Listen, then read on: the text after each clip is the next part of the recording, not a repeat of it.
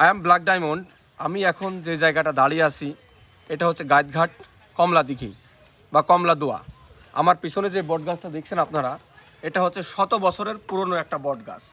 এই বট গাছ 100 বছর ধরে এখানে দাঁড়িয়ে আছে। আর এদিকে দেখছেন এই সেই বিখ্যাত গাইতঘাট কমলা দোয়া বা কমলা দিঘি।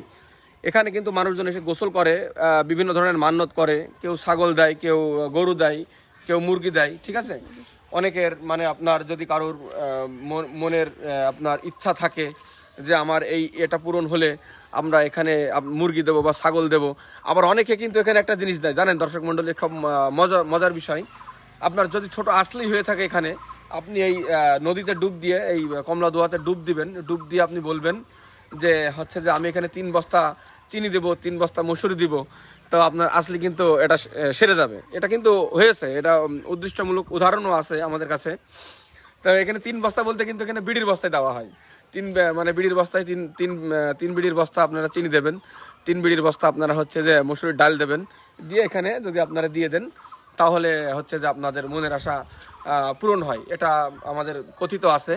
ইভেন অনেকে ডাব দেয়, দুধ দেয়, ঠিক আছে, দিয়ে এখানে মান্যত করে। তো ভালো থাকবেন, সুস্থ থাকবেন।